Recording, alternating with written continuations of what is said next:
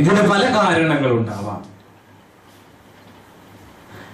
ബൈബിളിലേക്ക് നമ്മൾ നോക്കുമ്പോൾ ദൈവം മുഴുവൻ വാഗ്ദാനം ചെയ്തിരിക്കുകയാണ്. ഇപ്പോൾ നമ്മൾ കണ്ട വചനം ഒരു വാഗ്ദാനമാണ്. എന്റെ ശക്തി ഞാൻ വെളിപ്പെടുത്തും. ഏകദേശം 8400 വാഗ്ദാനങ്ങൾ ബൈബിളിൽ ഉണ്ടെന്നാണ് പറയുക. ബൈബിൾ പണ്ഡിതന്മാർ പറയുക 8400 വാഗ്ദാനങ്ങൾ ബൈബിളിൽ ഉണ്ടെന്നാണ് പറയുക. നമ്മുടെ ജീവിതത്തെക്കുറിച്ചും ഭാവിയെക്കുറിച്ചും സ്വർഗത്തെക്കുറിച്ചും മരണാനന്തര ജീവിതത്തെക്കുറിച്ചും എല്ലാം അടങ്ങുന്ന 8400ഓളം വാഗ്ദാനങ്ങൾ ബൈബിളിൽ പഠിക്കുമ്പോൾ ഉണ്ടെന്നാണ് ബൈബിൾ പണ്ഡിതന്മാർ പറയുക.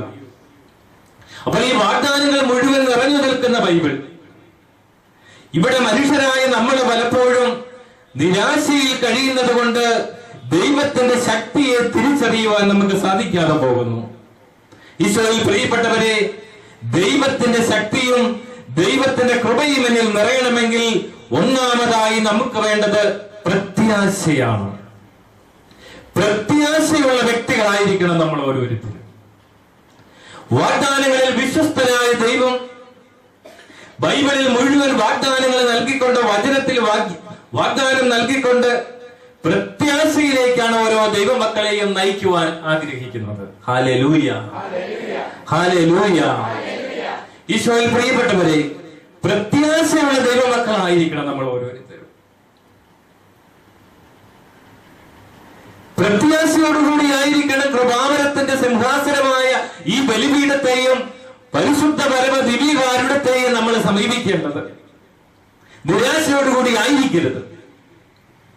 ദൈവത്തിന്റെ സന്നിധിയിൽ വരുമ്പോൾ പ്രത്യാശയോടുകൂടി ആയിരിക്കണം നമ്മൾ കടന്നു വരേണ്ടത്. റോമാലേഖനം 5:5 വചനം പറയുന്നു, പ്രത്യാശ നമ്മെ നിരാശരാക്കുന്നില്ല, കാരണം നമുക്ക് നൽകപ്പെട്ടിരിക്കുന്ന പരിശുദ്ധാത്മാവിലൂടെ ദൈവത്തിന്റെ സ്നേഹം നമ്മുടെ ഹൃദയങ്ങളിലേക്ക് ചൊരിയപ്പെട്ടിരിക്കുന്നു. Hallelujah, hallelujah. റോമാലേഖനം 5:5 പ്രത്യാശ നമ്മെ നിരാശരാക്കുന്നില്ല, കാരണം നമുക്ക് നൽകപ്പെട്ടിരിക്കുന്ന പരിശുദ്ധാത്മാവിലൂടെ ദൈവത്തിന്റെ സ്നേഹം നമ്മുടെ ഹൃദയങ്ങളിലേക്ക് ചൊരിയപ്പെട്ടിരിക്കുന്നു. പ്രത്യാശയുള്ളവരായിരിക്കണം നമ്മൾ ഓരോരുത്തരും. ജീവിതത്തിന്റെ സാഹചര്യങ്ങൾ പ്രതികൂലമായിരിക്കാം, രോഗങ്ങൾ നമ്മുടെ ജീവിതത്തിലേക്ക് കടന്നു വന്നിരിക്കാം. ഞാൻ ഓർക്കുന്നു, ഒരു കുടുംബത്തില് വളരെ സന്തോഷകരമായിട്ട് കടന്ന് ജീവിച്ചിരുന്ന ഒരു കുടുംബമാണ്. അവരുടെ ജീവിതത്തിലേക്ക് പ്രതീക്ഷയ്ക്ക് അപ്പുറത്തുള്ള ചില സംഭവങ്ങൾ കടന്നു വന്നു. ഒരേ ഒരു മകള്, നല്ല ജോലി ഉള്ള ഒരു കുടുംബം, സന്തോഷകരമായ കുടുംബം, പല ഭാഗത്തുള്ള നല്ല ഒരു പുരാതന കുടുംബമാണ്.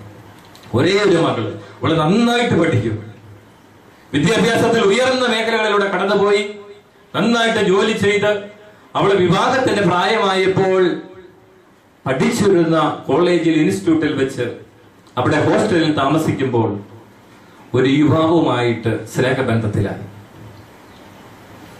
ആ യുവാവ് എന്ന് പറയുന്നത് ഇവളുടെ വിദ്യാഭ്യാസത്തിന് ചേരുന്ന വിദ്യാഭ്യാസമോ ഈ കുടുംബത്തിന് ചേർന്ന സ്റ്റാറ്റസിന് ചേർന്ന ഒരു യുവാവോ ആയിരുന്നില്ല. ജാതിയിൽ വളരെ അന്തരം, തൊഴിലിൽ വളരെ അന്തരം, വിദ്യാഭ്യാസത്തിൽ വളരെ അന്തരം.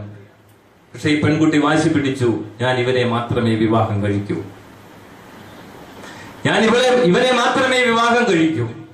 ഈ മാതാപിതാക്കൾക്ക് സങ്കടമായി. ഒരേ ഒരു മകൾ, പുരാതനമായ ഒരു കുടുംബം, ഇവനെ മാത്രമേ ഞാൻ വിവാഹം കഴിക്കൂ, മാത്രമല്ല ഈ യുവാവിന്റെ മതത്തിന്റെ ആചാരപ്രകാരമേ ഞാൻ വിവാഹം കഴിക്കൂ എന്ന് അവൾ വാശി പിടിച്ചു.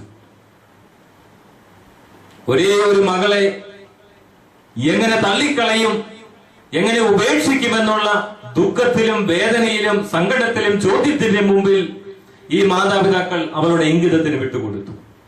അവര് വിവാഹിതരായി. എങ്കിലും ഈ മാതാപിതാക്കൾക്ക് ഈ വിവാഹം ചെയ്ത മരുമകനെ സ്വന്തം ഭവനത്തിൽ സ്വീകരിക്കുന്നതിന് മനസ്സിന്റെ തുറവി ലഭിക്കാതെ പോയി. അവർക്ക് സാധിച്ചില്ല. കാരണം ഞാൻ പറഞ്ഞുവല്ലോ, ജാതിയിൽ വളരെ അന്തരം, തൊഴിലിൽ വളരെ അന്തരം, വിദ്യാഭ്യാസത്തിൽ വളരെ അന്തരം. സ്വന്തം മരുമകൻ എന്ന് പറയുവാൻ ഈ മാതാപിതാക്കൾക്ക് ബുദ്ധിമുട്ടായി.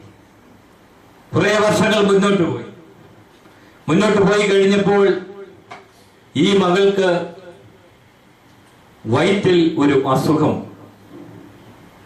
കുട്ടികളില്ലായിരുന്നു ഇവർക്ക്. ഡോക്ടറെ കണ്ട് പരിശോധിച്ചപ്പോൾ യൂട്രസിൽ ക്യാൻസർ എന്നുള്ള ഒരു നിഗമനത്തിൽ വന്നു.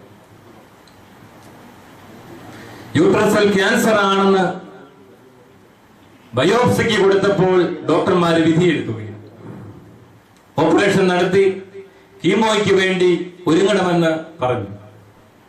ഈ അവസരത്തിലാണ് ഈ മകള് ദൈവത്തിലേക്ക് തിരിയുന്ന ഒരു അനുഭവത്തിലേക്ക് കടന്നു വന്നത്. അവളുടെ വിശ്വാസ ജീവിതം വീണ്ടും ജനിച്ചു തുടങ്ങി. ദൈവത്തിൽ ആശ്രയം വെച്ചു. കാരണം ഈ മകള് ചെറുപ്പം മുതലേ വളരെ സൗന്ദര്യമുള്ള മിടുക്കിയായ ഒരു പെൺകുട്ടിയായിരുന്നു. അവൾ വളരെ പൊന്നുപോലെ സൂക്ഷിച്ച ഒരു കാര്യമുണ്ട്. അവളുടെ തലമുടി നല്ല കട്ടിയുള്ള തലമുടി. നമുക്കറിയാം, കീമോ ചെയ്ത് കഴിയുമ്പോൾ തലമുടിയെല്ലാം പൊഴിഞ്ഞു പോകും. ഇന്ന് സ്ത്രീകൾക്ക് ക്യാൻസറിന്റെ അസുഖം വന്നു കഴിയുമ്പോൾ ഏത് സ്ത്രീകളുടെയും ഏറ്റവും അധികം വേദനിപ്പിക്കുന്നത് ഈ കീമോയുടെ അവസരത്തിലൂടെ കടന്നു പോകുമ്പോഴാണ്. മനസ്സിന് ക്യാൻസർ എന്നുള്ളതാണ് ഏറ്റവും അധികം ബുദ്ധിമുട്ട് വരുന്നത്. ശരീരത്തിന്റെ ക്യാൻസർ വൈദ്യശാസ്ത്രത്തിന് സുഖപ്പെടുത്താം, എന്നാൽ മനസ്സിലേക്കൂടെ ക്യാൻസർ വന്നു കഴിയുമ്പോൾ ബുദ്ധിമുട്ടാവും. ഈ തലമുടി പൊഴിഞ്ഞു പോകുന്ന ഒരു അവസ്ഥ ഉണ്ട്. ഈ അവസ്ഥയെ സ്വപ്നത്തിൽ പോലും കാണുവാൻ ഈ പെൺകുട്ടിക്ക് സാധിച്ചില്ല. അപ്പോൾ വളരെ നിരാശയായി. എല്ലാവരോടും പ്രാർത്ഥിക്കണമെന്ന് പറഞ്ഞു. പല വൈദികരും ആ കുടുംബത്തിൽ ചെന്ന് പ്രാർത്ഥിക്കുവാൻ തുടങ്ങി. ഈ പെൺകുട്ടിയുടെ മേൽ ശിരസിന്മേൽ കൈവച്ച് പല പുരോഹിതരും പ്രാർത്ഥിച്ചു, പല അഭിഷിക്തരും പ്രാർത്ഥിച്ചു. ഈശോയിൽ പ്രിയപ്പെട്ടവരെ, കീമോയ്ക്ക് വേണ്ടി പോയ ദിവസത്തിൽ ഡോക്ടർ പരിശോധിച്ചിട്ട് അവളോട് പറഞ്ഞു, ഞങ്ങൾക്കൊരു സംശയം, കീമോ വേണമോ വേണ്ടയോ എന്നൊരു സംശയമുണ്ട്. അതുകൊണ്ട് 3 ദിവസം കഴിഞ്ഞ് ഒന്നുകൂടി വരാൻ പറഞ്ഞു. ഇവര് പ്രാർത്ഥിച്ചുകൊണ്ടിരിക്കുകയാണ്. അനേകം പേര് ഈ വ്യക്തിക്ക് വേണ്ടി, ഈ കുടുംബത്തിന് വേണ്ടി പ്രാർത്ഥിച്ചുകൊണ്ടിരുന്നു. ഒരാഴ്ച കഴിഞ്ഞപ്പോൾ ഡോക്ടർമാർ പറഞ്ഞു, കീമോ ഇല്ലാതെ ഈ പെൺകുട്ടിക്ക് മരുന്ന് കൊണ്ട് സുഖപ്പെടുത്താമെന്ന്. ഇവിടെ ജീവിതത്തിൽ ഒരു വലിയ സന്തോഷത്തിന്റെ ദിവസമായിരുന്നു. അവൾ വിശ്വാസത്തിലേക്ക് തിരികെ വന്നു. ദൈവത്തെ വിളിച്ച് പ്രാർത്ഥിക്കുവാൻ തുടങ്ങി. ഒരു നാളിൽ സഭ വേണ്ടെന്നും സഭയിലെ വിവാഹം വേണ്ടെന്നും മറ്റൊരു ജാതിയിൽപ്പെട്ട യുവാവുമായിട്ട് ആ മതത്തിന്റെ ആചാരപ്രകാരം വിവാഹം മതി എന്ന് വാശി പിടിച്ചിരുന്നവൾ യേശുവിനെ വിളിച്ച് പ്രാർത്ഥിക്കുവാൻ തുടങ്ങി. ദൈവം എന്റെ ജീവിതത്തിൽ ഇടപെടുന്നു എന്ന് കണ്ടെത്തുവാൻ തുടങ്ങി. അവൾ ദൈവത്തിലേക്ക് തിരികെ വന്നു. ഇന്ന് സന്തോഷത്തോടു കൂടി ഇരിക്കുന്നു. Hallelujah, hallelujah, hallelujah, hallelujah. ഈശോയിൽ പ്രിയപ്പെട്ടവരെ, ഞാൻ പറഞ്ഞു വരിക, നമ്മുടെ ജീവിതത്തിൽ പ്രത്യാശയോടുകൂടി ദൈവത്തെ നോക്കുമ്പോൾ ദൈവം നമ്മുടെ ജീവിതത്തിലേക്ക് അനുഗ്രഹങ്ങൾ വർഷിക്കും. ചില ജീവിതത്തിലെ അനുഭവങ്ങൾ ദൈവത്തിലേക്ക് നമ്മളെ അടുപ്പിക്കുന്നതിന് വേണ്ടിയുള്ള അനുഭവങ്ങളാണെന്ന് നമ്മൾ കണ്ടെത്തേണ്ടിയിരിക്കുന്നു. ചില രോഗങ്ങൾ ദൈവത്തിലേക്ക് നമ്മളെ അടുപ്പിക്കാൻ വേണ്ടിയുള്ളതാണ്. ഞാൻ ഓർക്കുന്ന കട്ടപ്പനയില് ഞാൻ ആയിരിക്കുന്ന ഇടവകയില് ഒരു അമ്മച്ചി ക്യാൻസർ ബാധിച്ച ഒരു അമ്മച്ചിയുടെ അടുത്ത് പോയി പ്രാർത്ഥിച്ച അനുഭവം ഞാൻ ഓർമ്മിക്കുകയാണ്. ആ അമ്മച്ചിക്ക് 2 മക്കളില്ല. 2 മക്കളും വിദേശത്ത് ജോലിയിലാണ്. തൊടുപുഴയിലാണ് വീട്. അമ്മച്ചിയുടെ സ്വന്തം ഭവനമാണ് ഞങ്ങളുടെ ഇടവകയിലുള്ളത്. അവിടെ വന്ന് താമസിക്കുക. ക്യാൻസറിന്റെ അസുഖം ബാധിച്ച് വന്നിരിക്കുകയായിരുന്നു. തലച്ചോറിലാണ് ക്യാൻസർ. എന്നാൽ ഈ അമ്മയോട് എല്ലാ കാര്യങ്ങളും ഈ മക്കൾ പറഞ്ഞിട്ടില്ല. ഡോക്ടർമാര് പറഞ്ഞിട്ടുണ്ട്, കൂടി വന്നാൽ 6 മാസം, അതിനപ്പുറത്തേക്ക് ജീവിതം പോവുകയില്ല എന്ന്. ഈ അമ്മച്ചിയുടെ അടുത്ത് പോയി പ്രാർത്ഥിച്ച് നല്ലൊരു കുമ്പസാരം അമ്മച്ചി നടത്തി. അങ്ങനെ വളരെ സൗഖ്യത്തിന്റെ അനുഭവത്തിലേക്ക് കടന്നു വന്നു. ഈ അമ്മച്ചി ഇങ്ങനെ പ്രാർത്ഥിച്ചുകൊണ്ടിരിക്കുകയാണ്. വിശ്വാസത്തിന്റെ ദൃഢമായ വിശ്വാസത്തിന്റെ അനുഭവം ഈ അമ്മച്ചിയുടെ അടുത്ത് പ്രാർത്ഥിച്ചപ്പോൾ എനിക്ക് അനുഭവപ്പെട്ടു. മനസ്സിൽ സങ്കടങ്ങളില്ല, ദുഃഖങ്ങളൊന്നുമില്ല. മരണത്തെ സ്വീകരിക്കുന്നതിന് വേണ്ടി മനസ്സുകൊണ്ട് ഒരുങ്ങിയ ഒരു അമ്മ. ആ അമ്മ പ്രാർത്ഥിച്ച് നല്ല കുമ്പസാരം നടത്തി, പ്രാർത്ഥിച്ചൊരുങ്ങി ദൈവത്തിന്റെ സന്നിധിയിൽ തന്നെ സമർപ്പിച്ചു. മക്കളെ സമർപ്പിച്ചു, ഭർത്താവിനെ സമർപ്പിച്ചു. എന്റെ ജീവിതം ദൈവത്തിന്റെ ദാനമാണ്. ആ ദൈവത്തിന്റെ കാര്യങ്ങളിൽ എന്റെ ജീവിതത്തെ സമർപ്പിക്കുന്നത് ഞാൻ അഭിമാനിക്കുന്നു എന്നുള്ള ചിന്തയോടുകൂടി ഈ അമ്മച്ചി കഴിഞ്ഞു പോവുകയാണ്. 2-3 പ്രാവശ്യം ഈ അമ്മച്ചിയുടെ അടുത്ത് പോയി പ്രാർത്ഥിക്കാനുള്ള അനുഗ്രഹം എനിക്ക് കിട്ടി. അങ്ങനെ പ്രാർത്ഥിച്ച അവസരങ്ങളിലൊക്കെ ഈ അമ്മയുടെ മനസ്സിൽ ദുഃഖങ്ങളോ നിരാശകളോ ഒന്നുമില്ല. എങ്കിൽ ഈ സഹനത്തിന്റെ ആധിക്യത്തിൽ പോലും, വേദനയുടെ ആധിക്യത്തിൽ പോലും എന്റെ സഹനങ്ങൾ സാധിക്കുമെങ്കിൽ ദൈവം ഒന്ന് കുറച്ചു തരട്ടെ എന്നുള്ള ഒരു പ്രാർത്ഥന മാത്രമേ ഈ അമ്മച്ചിക്ക് ഉണ്ടായിരുന്നുള്ളൂ. കഴിഞ്ഞ ദിവസം ഈ അമ്മച്ചിയെ തൊടുപുഴയ്ക്ക് കൊണ്ടുപോയി. ഇന്നലെ മിനിയാന്നായിരുന്നു ആ അമ്മച്ചി പെട്ടെന്ന് മരിച്ചു. തൊടുപുഴയിലെ ശവസംസ്കാരവും നടക്കുകയുണ്ടായി. ദൈവത്തിന്റെ സന്നിധിയിൽ സഹനത്തെ ഹൃദയം തുറന്ന് സ്വീകരിച്ച് തന്റെ രോഗാവസ്ഥയിലും ദൈവത്തെ പ്രത്യാശയോടുകൂടി നോക്കി ദൈവസന്നിധിയിൽ ജീവിതത്തെ സമർപ്പിച്ച ഒരു അമ്മയുടെ അനുഭവമാണ് ഞാൻ നിങ്ങളോട് പറഞ്ഞത്. ദൈവത്തിന്റെ മുമ്പിൽ പ്രത്യാശയോടുകൂടി ആയിരുന്നു കൊണ്ട് ദൈവത്തെ വിളിച്ച് പ്രാർത്ഥിക്കുവാൻ നമുക്ക് സാധിക്കണം. പ്രത്യാശ നമ്മെ നിരാശരാക്കുന്നില്ല. കാരണം നമുക്ക് നൽകപ്പെട്ടിരിക്കുന്ന പരിശുദ്ധാത്മാവിലൂടെ ദൈവത്തിന്റെ സ്നേഹം നമ്മുടെ ഹൃദയങ്ങളിലേക്ക് ചൊരിയപ്പെട്ടിരിക്കുന്നു. സങ്കീർത്തനം 27:4 വചനം പറയുന്നു, ഒരു കാര്യം ഞാൻ കർത്താവിനോട് അപേക്ഷിക്കുന്നു, ഒരു കാര്യം മാത്രം ഞാൻ തേടുന്നു, കർത്താവിന്റെ മാധുര്യം ആസ്വദിക്കുവാനും കർത്താവിന്റെ ആലയത്തിൽ അവിടുത്തെ ഹിതമാരായതിനും വേണ്ടി ജീവിതകാലം മുഴുവൻ അവിടുത്തെ ആലയത്തിൽ വസിക്കുവാൻ തന്നെ. സങ്കീർത്തനം 27:4 വചനം ഇങ്ങനെയാണ് പറയുക, ഒരു കാര്യം മാത്രം ഞാൻ കർത്താവിനോട് അപേക്ഷിക്കുന്നു, ഒരു കാര്യം മാത്രം ഞാൻ തേടുന്നു, കർത്താവിന്റെ മാധുര്യം ആസ്വദിക്കുവാനും കർത്താവിന്റെ ആലയത്തിൽ അവിടുത്തെ ഹിതമാരായാനും വേണ്ടി ജീവിതകാലം മുഴുവൻ അവിടുത്തെ ആലയത്തിൽ വസിക്കുവാൻ തന്നെ. ഈശോയിൽ പ്രിയപ്പെട്ടവരെ, സങ്കീർത്തകന്റെ ഈ മനോഭാവത്തോട് ചേർന്ന് പ്രാർത്ഥിക്കുവാൻ നമ്മളിൽ എത്ര പേർക്ക് സാധിക്കും?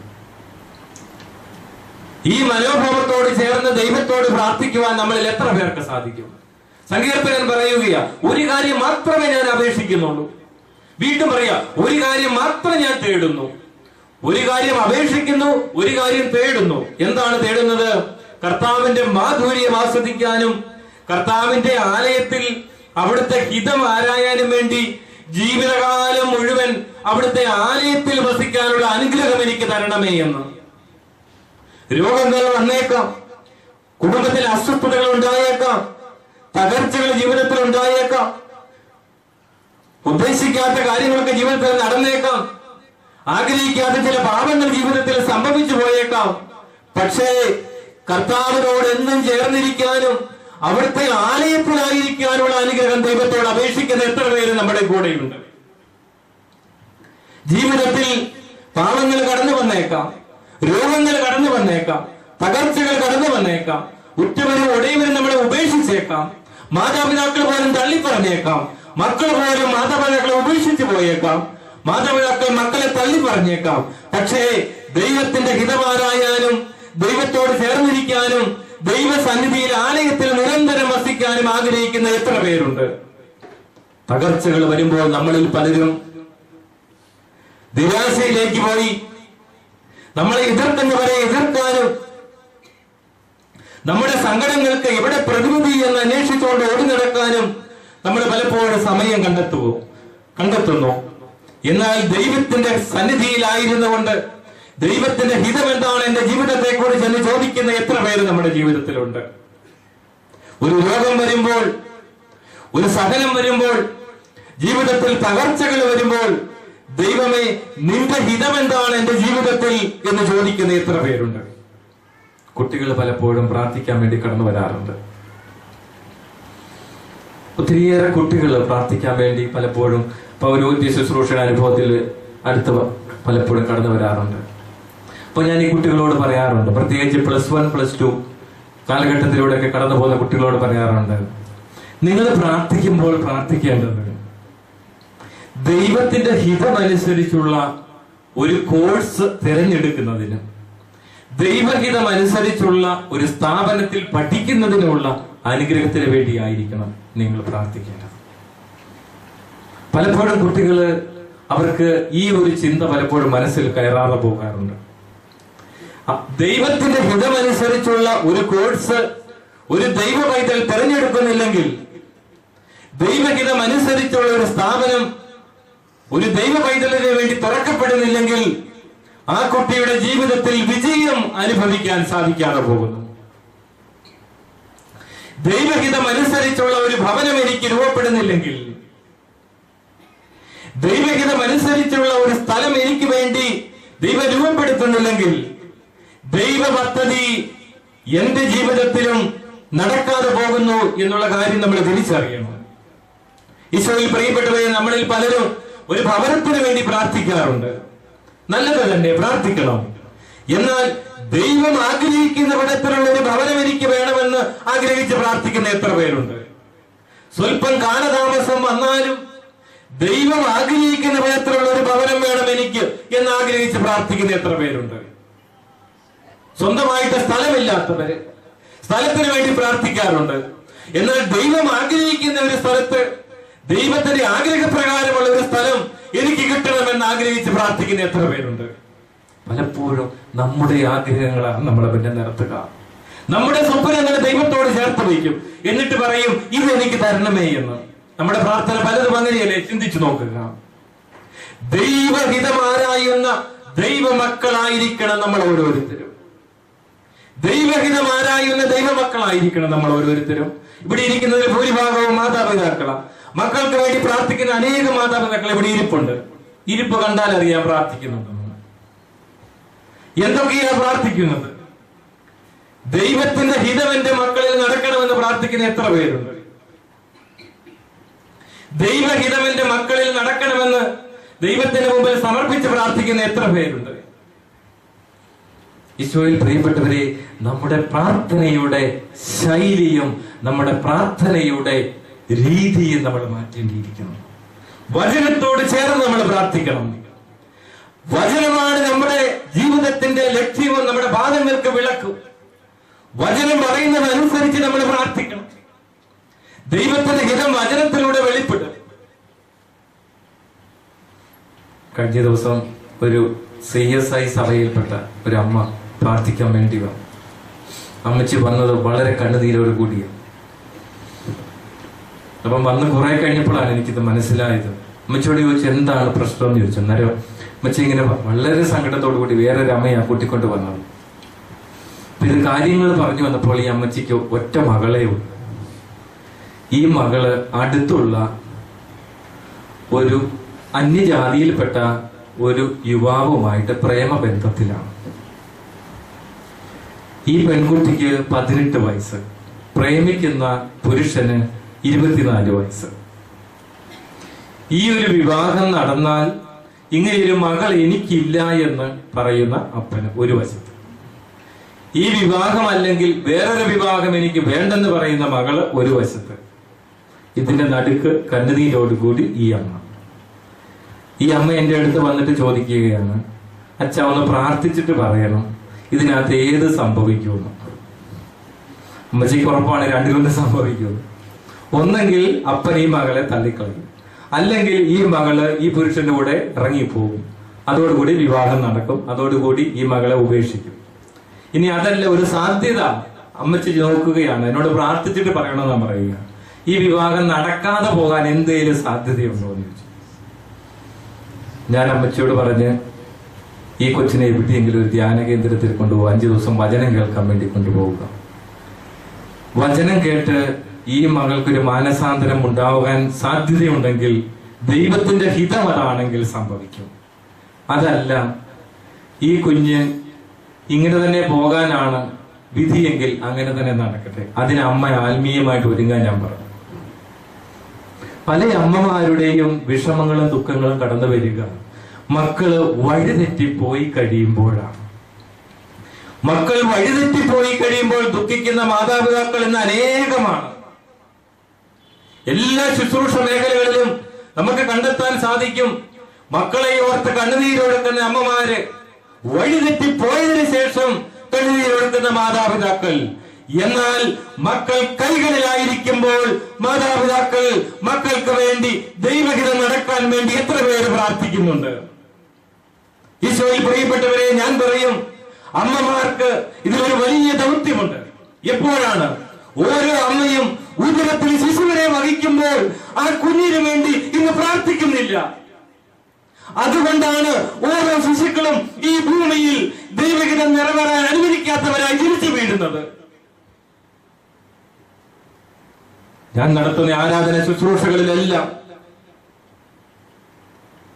ഉദരത്തിൽ വഹിച്ചുകൊണ്ട് വരുന്ന അമ്മമാർക്ക് വേണ്ടി പ്രത്യേകം നമ്മൾ പ്രാർത്ഥിക്കണം. ഉദരത്തിലുള്ള ഒരു ശിശു പരിശുദ്ധാത്മാവ് നിറഞ്ഞാൽ അവരിലൂടെ അനേകം പേർ ഈ ലോകത്തിൽ പരിശുദ്ധാത്മാവിൽ നിറയും.